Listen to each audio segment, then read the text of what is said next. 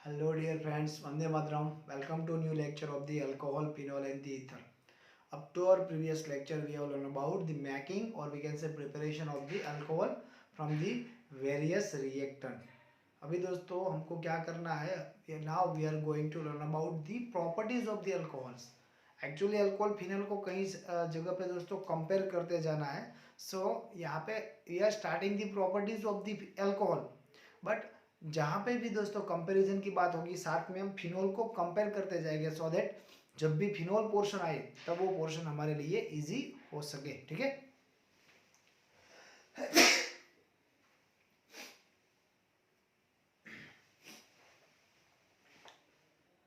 Okay.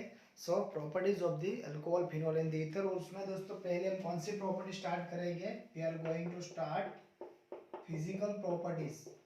अभी दोस्तों हमारा टारगेट है physical properties of the alcohol. But जहाँ पे भी फिनोल की जरूरत पड़े हम फिनोल ले लेंगे. सो आपको पता होना चाहिए this is alcohol and this is phenol. Aromatic ring के किसी कार्बन के साथ अगर डायरेक्टली OH जुड़ा है then this is phenol. So दोनों में in the alcohol in the phenol अगर आप ठीक से देखो we can divide this compounds in the two parts which is this polar part which is hydroxyl group and this is aryl ring which is non-polar. Similar way polar and the non-polar part. So दोनों को दोस्तों हम ये दो part में divide करते हैं और प्रॉपर्टी ये दोनों पार्ट्स के अकॉर्डिंग ही दोस्तों हमको समझनी है सो दैट आप इसको इजीली याद रख सको. ठीक है. सो यहाँ पे कुछ भी रट्टा मारने की जरूरत नहीं अगर आप ठीक से समझ रहे हो. Okay. So let's start the physical properties. दोस्तों जब भी हम फिजिकल प्रॉपर्टीज की बात करेंगे उसमें क्या क्या चीज इंक्लूडेड है. स्टेट्स इंक्लूडेड है whether it is gaseous liquid solid etcetera. उसके अलावा क्या इंक्लूडेड है. उसका boiling point melting point included है. उसकी सॉल्युबिलिटी उसकी डेंसिटी ये सभी पॉइंट इंक्लूडेड होते हैं. ओके. सो अगर दोस्तों कलर की बात करें फर्स्ट ऑफ ऑल अगर स्टेज की बात करें state. So alcohol in the normal condition कैसा होगा दोस्तों. अल्कोहल की फिजिकल स्टेट क्या हो सकती है. नॉर्मल कंडीशन में लिक्विड ही होगी. आपने कई बार सुना होगा ये किसी ने अल्कोहल पिया है ये बेवड़ा है. अल्कोहल पी सकते हैं. आपने कभी सुना नहीं होगा इसने अल्कोहल खाया है. you can eat alcohol you can not sorry you can drink alcohol but you can not eat alcohol. so solid में नहीं होगा मेजोरिटी केस में लिक्विड ही होगा. There is no particular colour of the alcohol. Sir क्या बात करते हो. हमने तो कई बार देखे कई सारी बोतल देखी है टीवी में पिक्चर में मूवी में with the different colours. They are with the different flavours. Pure alcohol methanol ethanol are colourless. उसमें दोस्तों जो भी फ्लेवर है जो भी इम्प्योरिटीज है because of colours are there. Okay. Actually ये जस्ट फॉर इंफॉर्मेशन था लिक्विड उसकी स्टेट और कलर ये दोनों ज्यादातर केस में दोस्तों हमारे लिए क्या है जस्ट फॉर नॉलेज क्योंकि यहाँ से कोई क्वेश्चन नहीं आएंगे. जनरल नॉलेज के लिए सही है सर इसका जनरल नॉलेज तो होना ही चाहिए अल्कोहल का. ओके. कोई नीड नहीं है दोस्तों. जैसे समय आगे बढ़ेगा आप मूवी देखते रहोगे टीवी देखते रहोगे आपको सब कुछ पता चल ही जाएगा. Okay. Major portion is here boiling point and the melting point. Boiling point and the melting point. दोस्तों ये दोनों में मैं मेल्टिंग पॉइंट से भी ज्यादा इंपॉर्टेंस बॉइलिंग पॉइंट को दे रहा हूँ. क्यों. Because in the major condition they are in the liquid. Liquid से सॉलिडिफाइड इजीली नहीं होगा. इसके लिए टेम्परेचर डिक्रीज करना पड़ेगा. But yes the possibility for the vaporization liquid to vaporization. So boiling point is important over here. Okay. So दोस्तों पहले हम अल्कोहल्स की पूरी बॉइलिंग पॉइंट क्या है किस तरह से बन सकती है किसका ज़्यादा है किसका कम है क्यों ज़्यादा है क्यों कम है ये पूरा थीसिस पढ़ेंगे. इसमें पूरा PhD करेंगे. सो बॉइलिंग पॉइंट में दोस्तों कुछ पॉइंट्स हमको याद रखने हैं. Let's start. First point is there is increase in boiling point with increase in carbon number. आपको दोस्तों पता नहीं चला होगा शायद ये पॉइंट से मैं एग्जांपल लिख रहा हूँ. So boiling point of the ethane is higher than methane. Carbon number increase हुआ. इथेन से ज्यादा किसका होगा प्रोपेन का होगा. प्रोपेन से ज्यादा किसका हो सकता है ब्यूटेन का. सॉरी ये तो एल्केन हुआ है हमको तो अल्कोहल चाहिए सो यहाँ पे हम directly ethane methane propane butane नहीं लिख सकते, we have to write it down methanol ethanol propanol. So दोस्तों मिथेनॉल से ज्यादा किसका है, इथेनॉल का। आप स्ट्रक्चर भी लिख सकते हो, इथेनॉल से ज्यादा किसका होगा, प्रोपेनॉल का। प्रोपेनॉल से ज्यादा किसका होगा, ब्यूटेनॉल। ब्यूटेनॉल से ज्यादा पेंटेनॉल। जैसे जैसे कार्बन नंबर बढ़ेंगे, जैसे जैसे कार्बन नंबर बढ़ेंगे उसके साथ उसका बॉइलिंग पॉइंट बढ़ेगा। आई मीन टू से फैमिली स्ट्रॉन्ग होती जाएगी, उसको ब्रेक करना हार्ड होता जाएगा। ये क्यों, because of increase in the intermolecular attraction. ये क्यों हो क्यों रहा, अगर ये समझना है, जस्ट फॉर योर अंडरस्टैंडिंग, अगर ये समझना है देन हमको समझना होगा because of increase in intermolecular attraction. किस तरह का इंटरमोलिक्यूलर अट्रैक्शन होगा दोस्तों, यहाँ पे मेजॉरिटी वान डेर वाल्स इंटरमोलिक्यूलर अट्रैक्शन होगा।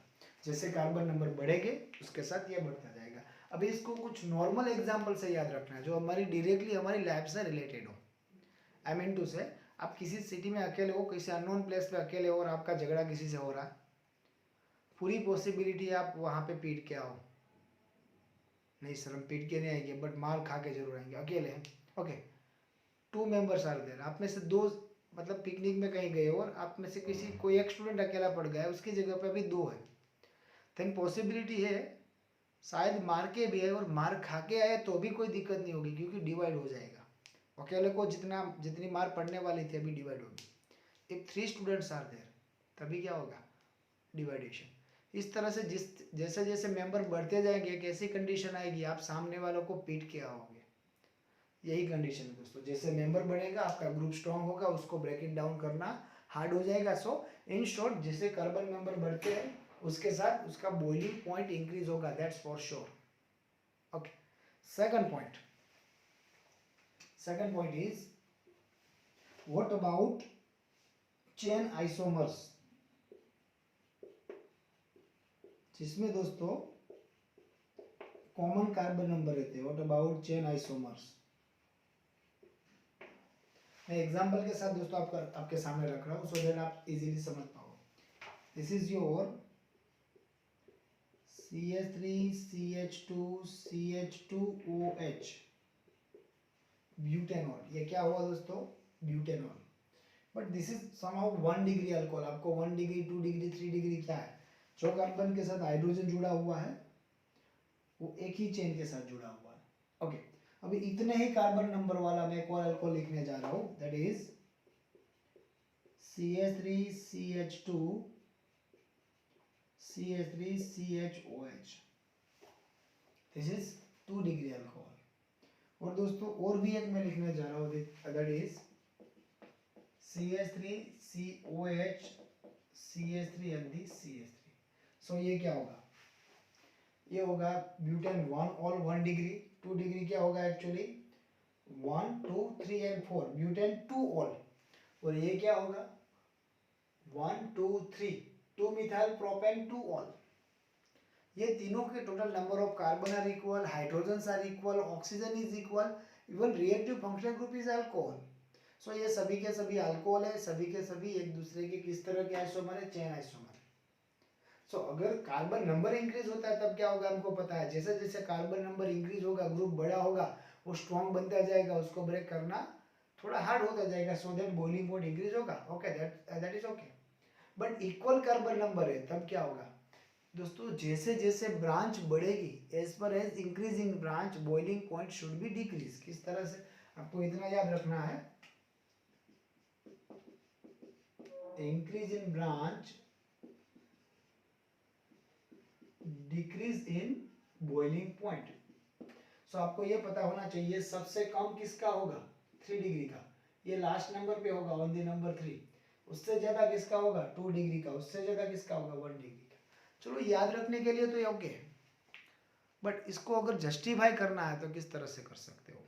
सपोज दोस्तों ये कोई फैमिली है, यहाँ पे 1 2 and 3 ब्रदर्स आर देयर और ये सभी एक स्ट्रेट लाइन में है, सो दैट उसके जैसे कई सारे फैमिली नज़दीक में अरेंज हो सकते हैं, because there is no side chain, वहाँ पे कोई साइड चेन नहीं है। सो इंटरमोलिक्यूलर डिस्टेंस, ये first second third fourth fifth etcetera, intermolecular distance is lower, जितना इंटरमोलिकुलर डिस्टेंस कम हो, एक दूसरे से नजदीक हो, उतना अट्रैक्शन ज्यादा होगा, उसको तोड़ना हार्ड हो जाएगा। सो इन दी 1 डिग्री समाव क्या होगा,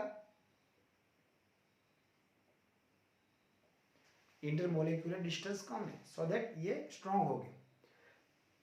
जैसे कई बार आपके क्लास में आपका ग्रुप होता है, मतलब एकदम स्ट्रॉन्ग, एक स्टूडेंट डिसाइड करेगा that we have to do this और सभी के सभी वही करेंगे, सो आपकी यूनिटी ब्रेक डाउन नहीं कर सकते। But in this some case आपका पूरा ग्रुप ये कर रहा होगा, उसके साथ 2-3 ऐसे होंगे जो कुछ अलग ही करेंगे। यस सर, ऐसा होता है ग्रुप में, होना ही चाहिए, तभी तो टीचर के लिए अच्छा आएगा। Because of this branch this intermolecular distance is increase, अगर इंटरमोलिकुलर डिस्टेंस इंक्रीज हुआ बिकॉज ऑफ दिस ब्रांच, तो अट्रैक्शन कम होगा, और अट्रैक्शन कम होगा तो उसको इजीली आप ब्रेक इट डाउन कर सकते हो, उसको तोड़ सकते हो, सो बॉइलिंग पॉइंट डिक्रीज होगा। एकदम से ज्यादा ब्रांच, जितनी ज्यादा ब्रांच हो गई उतना डिस्टेंस ज्यादा, उतना अट्रैक्शन कम, उसका उतना बॉइलिंग पॉइंट भी कम होगा। सो ये आपको पता होना चाहिए। If you talking about isomers, normal और लीनियर आइसोमर का बॉइलिंग पॉइंट सबसे ज्यादा होगा, बॉइलिंग पॉइंट मेल्टिंग पॉइंट, और स्ट्रक्चरल का सबसे कम होगा। जितनी ज्यादा ब्रांच अल्कोहल का कम होगा, जितनी ज्यादा ब्रांच उतना बॉइलिंग पॉइंट कम। क्लियर? ओके। उसके बाद दोस्तों यहाँ पे अट्रैक्शन ज्यादा होने के कुछ रीजंस है। क्या रीजंस हो सकते हैं एक्चुअल में दोस्तों, किस तरह का इंटरमोलिक्यूलर अट्रैक्शन है यहाँ पे, ये तो हमको पता चला, that is van der Waals. But there is one more attraction force is possible, which is hydrogen force. किस तरह से? You can see hydrogen bonding और hydrogen force is also there. So वहां पे दोस्तों उसका intermolecular attraction because of this hydrogen force ज्यादा होगा। So melting point and boiling point should be increase. You can see किस तरह से ये हाइड्रोजन बॉन्ड एग्जिस्ट करता है। Suppose this is the alcohol RONH, as we know electronegativity difference between oxygen and hydrogen, this oxygen should be partially negatively charged as well as hydrogen partially positively charged. Okay, there is one more alcohol which is ROH. Here oxygen is partially negative, hydrogen is partially positive. One more alcohol partially negative, positive, ये चलता ही रहेगा, चलता ही रहेगा, चलता ही रहेगा, petrol खत्म ही नहीं होगा। ओके, यहाँ पे दोस्तों पॉजिटिव और नेगेटिव पोर्शन के बीच में ये टेम्पररी अट्रैक्शन जनरेट होगा। That attraction is known as the H bond. आपको पता है, this is hydrogen bond. Clear? So ये हाइड्रोजन बॉन्ड की वजह से दोस्तों इसमें अट्रैक्शन ज्यादा है, so that इसके बॉइलिंग पॉइंट मेल्टिंग पॉइंट ज्यादा हो सकते हैं। किससे ज्यादा हो सकते हैं? उसके नियरेस्ट मोलिक्यूलर वाले ईथर से, अल्केन से ज्यादा हो सकते हैं। मैं आपको एक एग्जांपल के साथ दिखाना चाह रहा हूँ। Suppose if there is ethanol CH3CH2OH and ether CH3OCH3, functional group isomers, इन दोनों के number of carbon hydrogen oxygen equal है। So equal molecular weight carbon का कितना हो सकता है? 12 + 12 24 + 16, 24 + 16 इज इक्वल टू 13 + 10 40 प्लस 43 + 2 45 + 1 46। सो ये दोनों का मोलिक्यूलर वेट दोस्तों इक्वल होगा, which is 46।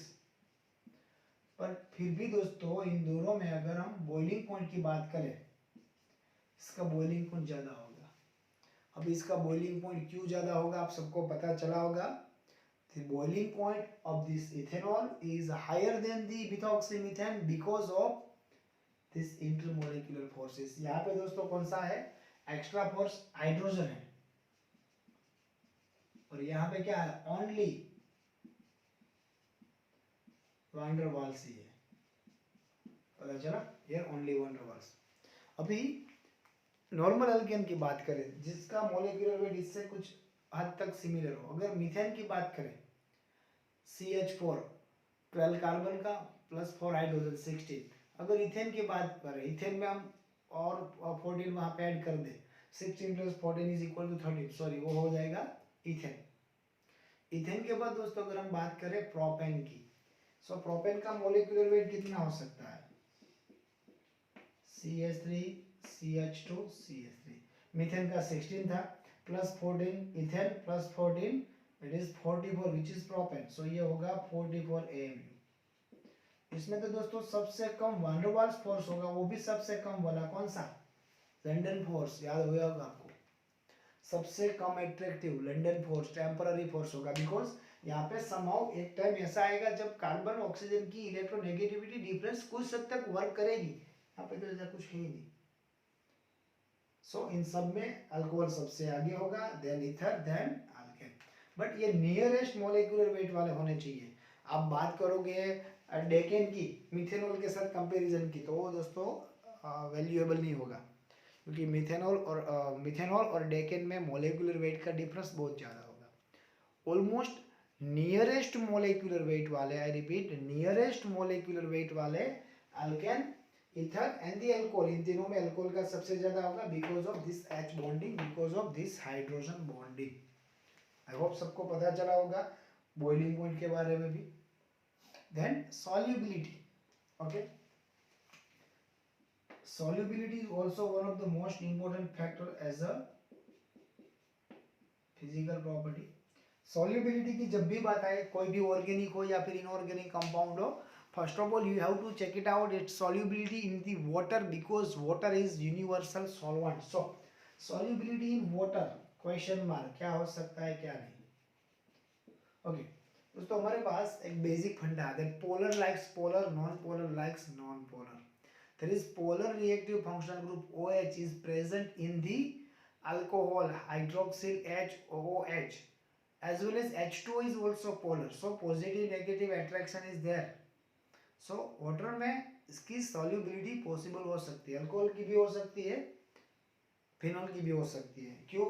Okay, because of polar hydroxyl group in the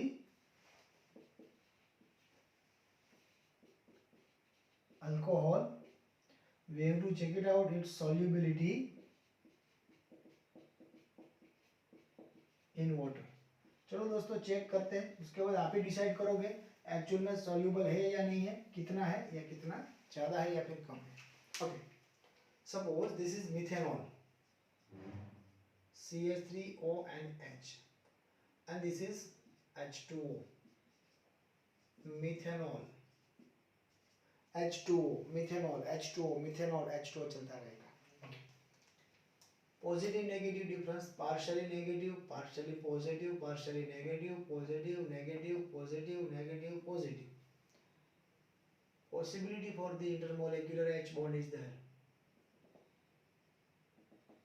okay, so आपको अभी पता चला होगा why alcohol is soluble in the water, और एक्चुअल में ये सॉल्युबल है। आपने ये एग्जांपल दोस्तों टीवी में कई बार देखे होंगे, जो बेवड़े लोग जब अपना खुद का प्रोग्राम कर रहे होते तब एक दूसरे को ऑफर करता है, you want to drink alcohol with the water or soda, so water soluble है, they make a soluble water soluble solution and then they do practical। उसके बाद वो प्रैक्टिकल करते हैं जो सीधा डायरेक्टली उसका रिजल्ट दिखता है CNS में, और बाकी सबका मनोरंजन होता है। Yes, okay, so alcohol is present in the water because of this intermolecular H bond. But दोस्तों जैसे हमने बात की थी polar likes polar, non polar likes non polar, as we discuss there are two portion in the alcohol. ये दोस्तों अगर polar है, सो ये कैसा है, नॉन पोलर है। सो यहाँ पे दोस्तों हाइड्रोक्सिल ग्रुप, ये हाइड्रोक्सिल ग्रुप डिसॉल्व होने की ट्राई करेगा, और इसके साथ ये CH3 क्या करेगा, दूर जाने की ट्राई करेगा बिकॉज ऑफ नॉन पोलैरिटी।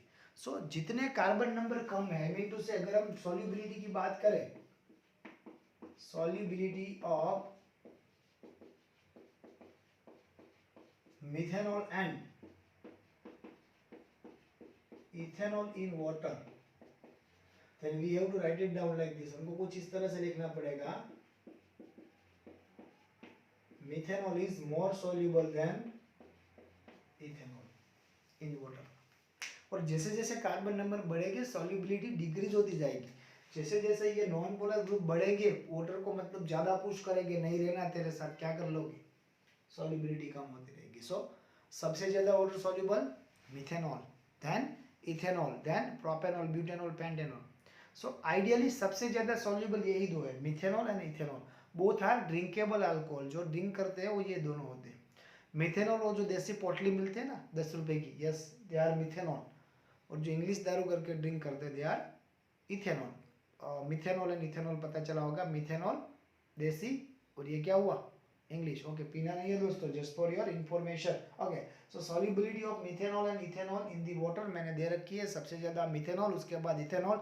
जैसे कार्बन नंबर बढ़ेंगे सॉल्युबिलिटी कम होती जाएगी because of increase in non polar chain. ठीक है, सो बाकी के कहाँ पे सॉल्युबल हो गया, अगर जैसे कार्बन चेन बढ़ती है उसके साथ उसकी सॉल्युबिलिटी अगर वाटर में डिक्रीज हो रही है, इट डजंट मीन उसका सॉल्यूशन ही नहीं बनेगा, उसका सॉल्यूशन बनेगा दोस्तों, बट उसका सॉल्यूशन कहाँ पे, नॉन पोलर सॉल्वेंट में बनेगा। अगर वो वाटर में सॉल्युबल नहीं है because of non polar group, it means they can soluble in the non-polar solvent like CCl4, ether, acetone, etc. जितनी बड़ी चेन हो, वाटर सॉल्युबिलिटी कम हो, उस तरह के अल्कोहल का अगर सॉल्यूशन बनाना हो देन आप कहाँ पे बना सकते हो, नॉन पोलर सॉल्वेंट में। उसके बाद दोस्तों डेंसिटी की बात करें, आपने कहीं पे ये पढ़ा होगा m proportional to d, molecular weight is proportional to the density. जैसे जैसे मोलेक्युलर वेट बढ़ेगा इन जनरल डेंसिटी इंक्रीज होती जाएगी। मिथेनॉल से ज़्यादा किसकी होगी, इथेनॉल की, इथेनॉल के ज़्यादा प्रोपेनॉल, प्रोपेनॉल से ज़्यादा ब्यूटेनॉल, ब्यूटेनॉल से ज़्यादा पेंटेनॉल, ये होता रहेगा। So density sequence, molecular weight sequence, molecular point and the boiling point sequence, ये सभी इक्वल है। जैसे कार्बन नंबर बढ़ा, carbon number of the alcohol, उसका मोलेक्युलर वेट इंक्रीज हुआ, उसका मेल्टिंग पॉइंट इंक्रीज हुआ, उसका बॉइलिंग पॉइंट इंक्रीज हुआ, उसकी डेंसिटी इंक्रीज हुई, उसका प्राइस इंक्रीज हुआ। ओके, प्राइस की बात नहीं करनी है दोस्तों, बाकी सभी चीज़ ये सब इंक्रीज होने वाली है। सो यहाँ पे हमने physical properties of the alcohol discuss किया है with comparison to phenol, but फिर भी दोस्तों जब कई बार जगह पे हमने फिनॉल को डिस्कस किया है, in the even in the chemical properties we are going to discuss phenol also, because comparatively याद रखना आपके लिए ईजी होगा। बट स्टिल जब भी हम फिनॉल पढ़ेंगे अलग से दोस्तों, तब फिनॉल के लिए ये फिजिकल प्रॉपर्टी भी डिस्कस करेंगे एज वेल एज उसकी केमिकल प्रॉपर्टी भी जल्दी से, बट फिर से डिस्कस जरूर करेंगे। बट बिफोर दैट जल्दी से ये नोट डाउन कर लो या फिर इसका स्क्रीनशॉट ले लो, then we can go further. Okay friends, after the physical properties of the alcohol, now it's time to learn about the chemical properties or chemical reaction. Chemical property is nothing but the chemical reactions. So chemical properties or chemical reactions of the alcohol, chemical properties or you can say chemical reactions of the alcohol। यहाँ पे भी दोस्तों जहाँ पे भी जरूरत रहेगी हम किससे कंपेयर करते रहेंगे, फिनॉल से कंपेयर करते रहेंगे, सो दैट आपको ये इजीली याद रह जाए। Okay, before the starting chemical property, यहाँ पे दोस्तों केमिकल प्रॉपर्टी क्यों हो सकती है, there are two cleavage are there are two types of bond breaking possibility in the alcohol. Okay, so both cleavage दोस्तों पहले डिस्कस कर लेते हैं, देन आपको पता चलेगा इसकी chemical property. Suppose this is RONH, so this is the first possibility, bond between oxygen and hydrogen, or we can say some chemical reaction involving cleavage of the oxygen and hydrogen, ये cleavage और ये bond break होगा।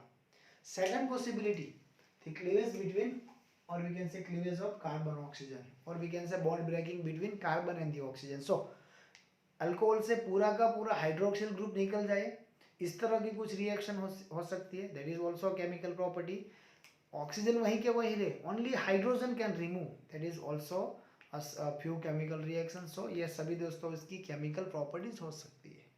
सो two types of chemical properties और we can say two types of chemical reactions are there, ये होगी, इसका discussion दोस्तों बाद में करेंगे। उसके पहले दोस्तों ओवरऑल अगर रिएक्शन की जाए इन दी टर्म्स ऑफ रिएक्शन, दोस्तों इंडियन टीम में हार्दिक पांड्या की मतलब जरूरत ज्यादा रहती है, क्यों,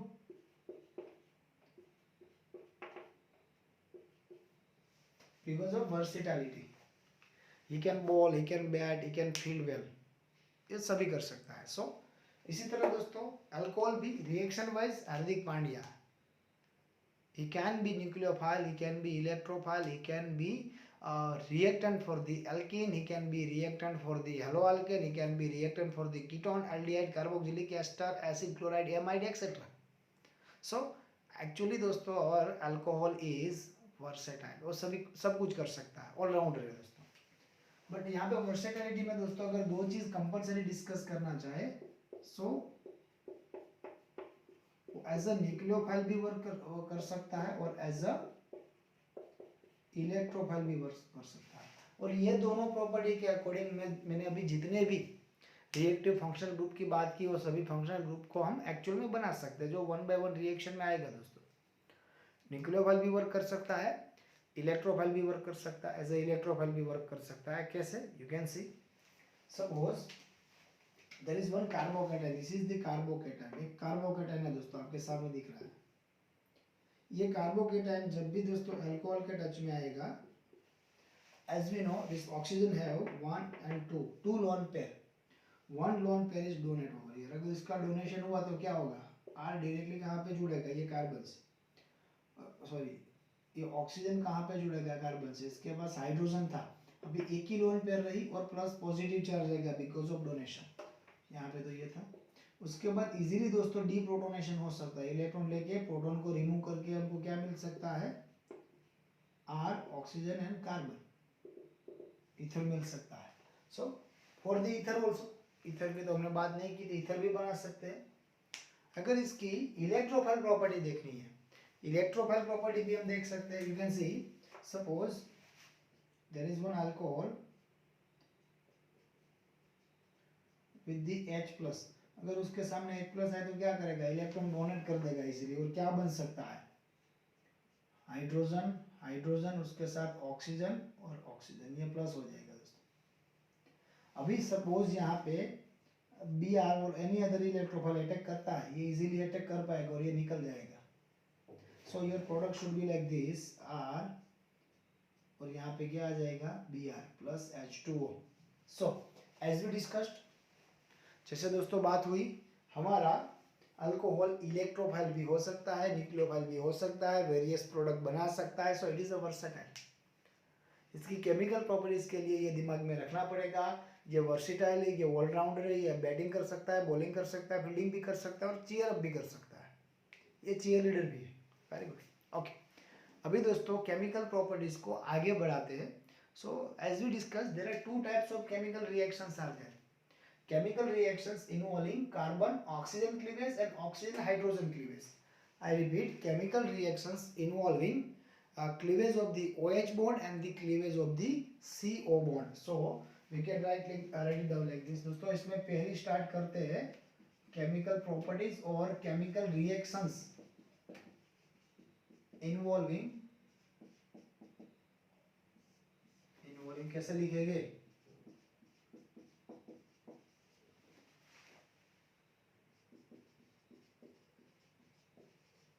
cleavage of OH bond। सो इसमें दोस्तों कौन सी रिएक्शन से स्टार्ट करते हैं? Acidic character of the alcohol. Actually ये अल्कोहल हम किसके लिए सुटेबल करा सकते हैं? इसको फिनॉल के लिए भी। सो एसिडिटी और एसिडिक नेचर और acidic character of the alcohol and phenol. So let's start with the acidic nature और एसिडिटी ऑफ अल्कोहल, और ये कंपैरिजन के लिए मैंने साथ में फिनॉल लिख दिया, जस्ट फॉर द कंपैरिजन। उसके साथ भी इसको कंपेयर कर सकते हैं। Acidic nature of the alcohol and phenol is comparable, उसको कंपेयर कर सकते हैं। ओके दोस्तों, इसमें अगर सब रिएक्शंस की बात करें, ये वेरीफाई करने के लिए पहले हम ये वेरीफाई करेंगे that alcohol and phenol are acids. उसके बाद दोनों की इंडिविजुअल एसिडिटी देखेंगे, किसकी ज़्यादा है किसकी कम है, जो नेक्स्ट लेक्चर में होगा। और उसके बाद दोनों को कंपेयर करेंगे। So up to this lecture हम पहले यही डिसाइड करेंगे that alcohol and phenol is acid. फिर नेक्स्ट लेक्चर में दोनों की इंडिविजुअल एसिडिटी देख के दोनों को कंपेयर कर देंगे, ठीक है। सो ये एसिडिटी चेक करने के लिए हमको क्या करना पड़ेगा? उसकी रिएक्शन देखनी पड़ेगी, reactions with metals, but actually active metals. So alcohol और फिनॉल की रिएक्शन दोस्तों सोडियम, पोटेशियम, एल्यूमिनियम, मैग्नीशियम जैसी रिएक्टिव मेटल के साथ करते हैं। तब वो क्या करेंगे दोस्तों? They remove the H plus any compound which is able to remove H plus known as acid.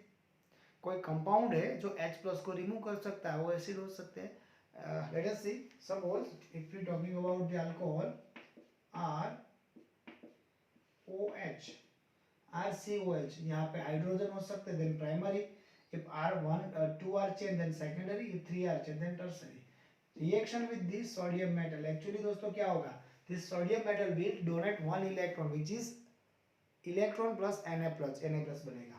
यहाँ पे दोस्तों एक्चुअल में क्या होगा, इलेक्ट्रॉन एक्सेप्ट करके H प्लस को रिमूव करेगा, H plus plus electron from the sodium. समझने के लिए मैं दोस्तों यहाँ पे रख रहा हूँ, sodium will give sodium plus ion plus electron, this H plus जो यहाँ से H प्लस रिमूव होगा, that H plus plus electron will gives H2 gas to balance one up, आप उसको वन अप कर सकते हो। सो रिएक्शन क्या होगी, रिएक्शन दोस्तों कुछ इस तरह से होगी, अल्कोक्साइड मिलेगा हमको, सोडियम अल्कोक्साइड, H प्लस की जगह पे अटैच होगा Na प्लस, और Na प्लस का इलेक्ट्रॉन लेके ये H प्लस क्या बनेगा, one up H2 gas. In short, अगर दोस्तों आपने यहाँ पे ठीक से ध्यान दिया हो तो आपको ये पता चला होगा दैट यहाँ पे रिमूवल ऑफ H प्लस हुआ। If removal of H plus is there then acidic nature is there, वहाँ पे एसिडिक नेचर है। ओके, वन मोर एग्जांपल, अगर दोस्तों कुछ एग्जांपल कुछ इस तरह से देखते हैं, suppose CH3 COH CH3 CH3 reaction with the aluminium, दोस्तों क्या होगा, जिस तरह से यहाँ पे, आई रिपीट, जिस तरह से यहाँ पे हाइड्रोजन रिमूव होके Na प्लस अटैच होता है, उसी तरह से Al प्लस भी अटैच हो जाएगा। बट एल्यूमिनियम की दोस्तों एक दिक्कत है, क्या दिक्कत है, एल्यूमिनियम 3 इलेक्ट्रॉन डोनेट करके Al+3 बनेगा, और ये क्या होगा, एक ही है, O-1। सो बैलेंस करने के लिए अगर दोस्तों मैं यहाँ पे 3 से मल्टीप्लाई करूँ, सो 3 times of this alkoxide ion, तृतीयक टर्सरी ब्यूटोक्साइड, नॉट तृतीयक, टर्सरी ब्यूटोक्साइड एल्यूमिनियम के साथ, तब बैलेंस होगा। But donation of 3 electron which is, फिर से दोस्तों कुछ प्रॉब्लम होगा, बैलेंस नहीं कर पाएंगे। सो 6 के साथ अगर मल्टीप्लाई करते हो, 6 के साथ, और ये 2Na+, तो एक्चुअल में होगा क्या दोस्तों, twice Al plus gives twice Al plus 3 plus 6 electron, और ये दोस्तों टोटल 6 टाइम है, it mean 6H plus 6H plus plus 6 electron gives 3H2, ये तो होगा। साथ में एक एल्यूमिनियम प्लस 3 के साथ 3 अल्कोक्साइड आयन, सो एक्चुअल में दोस्तों बनेगा क्या, carbon CH3 CH3 CH3 O-1 O-2 O-3 into Al। Balance करने के लिए यहाँ पे ट्वाइस ऑफ एल्यूमिनियम है, सो 2 से मल्टीप्लाई कर दो, ये 6 भी हो गया, 2 एल्यूमिनियम भी हो गया, with 3H2 is there, 3 times H2 gas remove होगा। सो यहाँ पे दोस्तों एसिडिक नेचर हमको समहाउ पता चलने लगा, acidic nature of the alcohol हो सकता है। अभी इसको दोस्तों किस तरह का एसिड है, लोरी ब्रोस्टेड के टर्म में देखिए, अरेनिस के टर्म में देखिए, इसका कॉन्जुगेटेड बेस क्या बन सकता है, वो सभी चीज़ हमको देखनी होगी, but in the next lecture. अभी फिनोल के साथ कंपेयर करो, similar reaction of the phenol is possible और not. Suppose this is phenol, okay, this is phenol, phenol with the sodium metal, is it possible to remove of H plus, you will get sodium phenoxide plus 1 of H2 gas।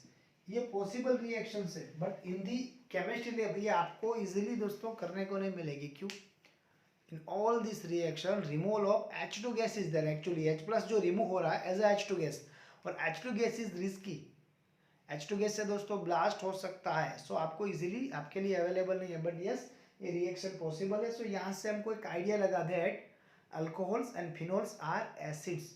अभी वो किस तरह के acid है, उसकी acidic strength कितनी है, इन दोनों की अगर कंपैरिजन करें, कंपैरिजन ऑफ द अल्कोहल और फिनोल, तो कौन ज़्यादा एसिडिक है, कौन कम एसिडिक है, क्यों कम है, क्यों क्या ज़्यादा है, और डिफरेंट केमिकल प्रॉपर्टीज, इसके अलावा कुछ केमिकल रिएक्शन, ये सभी चीज़ दोस्तों हम पढ़ेंगे but in the next lecture. I hope दोस्तों ये लेक्चर सबको समझ में आया होगा। वीडियो पॉज करके रिपीट एंड रिपीट करके देख सकते हो, फिर भी अगर कोई दिक्कतें हैं then you can contact me directly. दोस्तों हमारा ये रनिंग टॉपिक रनिंग ही रहेगा, cleavage of the O and H bond, इसके रिलेटेड कई सारी रिएक्शन पढ़नी है। ये जो टॉपिक हमने स्टार्ट किया है acidic nature of the alcohol and phenols और एसिडिटी, इसको भी आगे कैरी ऑन करना है। यह भी यहाँ पे दोस्तों कंप्लीट नहीं, यहाँ पे जस्ट हमको ये पॉसिबिलिटी लगी दैट अल्कोहल और फिनोल का एसिडिक नेचर हो सकता है। अभी कितना है, किस तरह का एसिड है, कौन ज़्यादा है कौन कम है, all that things we are going to learn in next lecture. Okay, till then घर पे रहिए, सेफ रहिए, पढ़ते रहिए।